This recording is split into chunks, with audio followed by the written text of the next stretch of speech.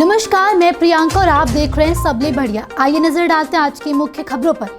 छत्तीसगढ़ सरकार ने कोल माफियाओं पर एक्शन लिया है और 4 विभागों के अधिकारियों की संयुक्त टीम ने राज्य भर में छापा मारा।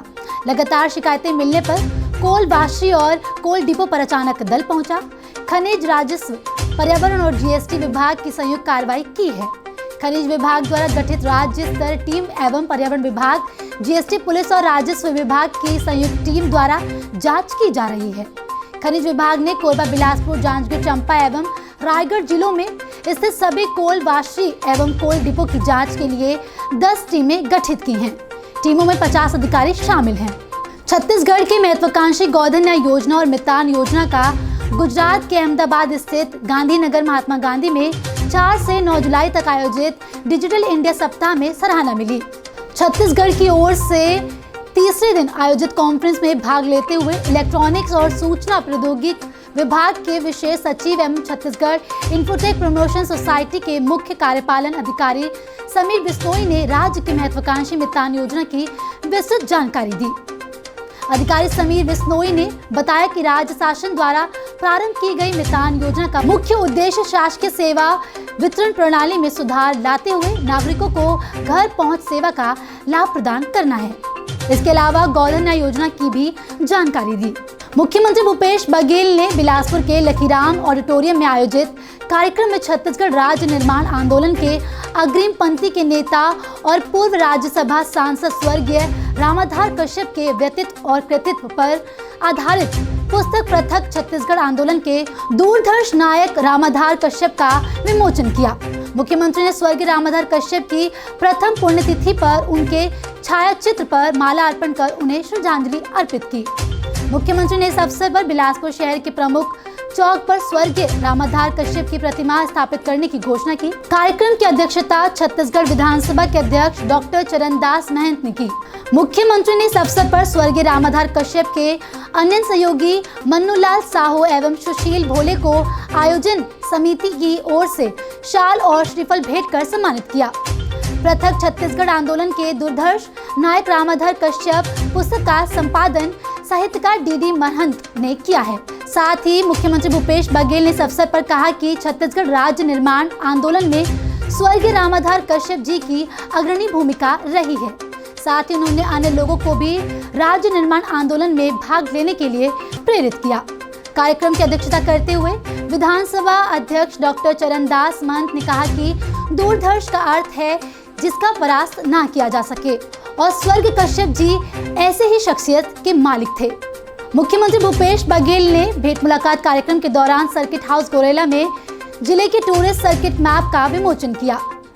टूरिस्ट सर्किट मैप में जिले के स्थित अनेक धार्मिक, ऐतिहासिक और प्राकृतिक स्थलों को चिन्हित किया गया है।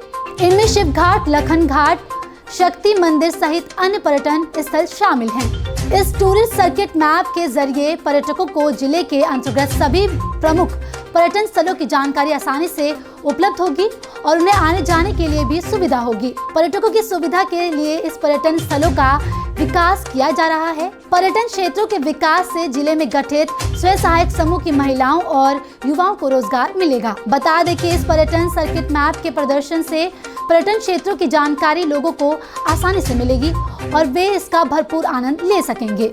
स्कूली बच्चे हर शनिवार को अब खेल खेल में पढ़ाई करेंगे। स्कूली शिक्षा को रोचक, व्यवहारिक और अपने आसपास के माहौल से जोड़ने के लिए स्कूल शिक्षा विभाग द्वारा यह कदम उठाया गया है। स्कूलों में शनिवार का दिन बैगलेस डे में होगा। प्राइमरी और मिडिल स्कूल के बच्चे इस दिन बिना बस्ते के स्कूल जाएंगे। शनिवार को स्कूल में योग, व्यायाम, खेलकूद, सांस्कृतिक आदि गतिविधियां कराई जाएंगी। इस नए कदम से बच्चों को स्कूल आने के प्रति रुचि आएगी और साथ ही बच्चों को स्कूल से जोड़े रखने में भी मदद मिलेगी। बच्चों को स्कूल शिक्षा ज्ञानवर्धक के साथ मनोरंजक भी लगेगी। कक्षा 1 से 8वीं तक के स्कूलों में व्यायाम, योग, क्रीड़ा प्रतियोगिता, साहित्य, सांस्कृतिक गतिविधियां, मूल शिक्षा, कला शिक्षा, पुस्तकों के अतिरिक्त पुस्तकालय एवं अन्य पठन सामग्रियों के गतिविधियों का उपयोग सुनिश्चित किया जा सकेगा। वन अधिकारी पत्र धारकों एवं जनजाति समूह को विभागीय योजनाओं का लाभ दिलाने के लिए जिलों के सहायक आयुक्त आदिवासी विकास, मुख्य कार्यपालन अधिकारी मनरेगा के परियोजना अधिकारी एवं सहायक परियोजना अधिकारी को निर्देश दिए गए हैं। वन अधिकार पत्र अधिनियम 2006 एवं नियम 2007 के उचित क्रियान्वयन के संबंध में बीते बुधवार को मंत्रालय महानदी भवन में वर्चुअल बैठक आयोजित की गई।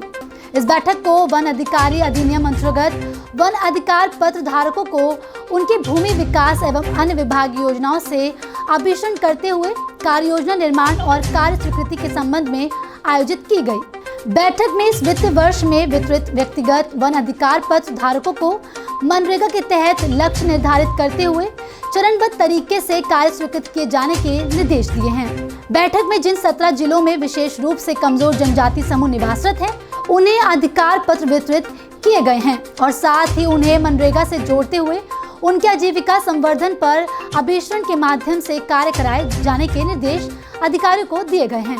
बैठक में वन अधिकार पत्र धारकों को उनकी भूमि विकास एवं अन्य विभागीय योजनाओं का समुचित लाभ दिलाए जाने के उद्देश्य से आदिम जाति विभाग एवं ग्रामीण विकास विभाग को समन्वित रूप से कार्य करने हेतु निर्देशित किया गया है। अभी के लिए इतना ही। जल्द लौटेंगे दूसरी खबरों के साथ, तब तक बने रहें सबले बढ़िया के साथ।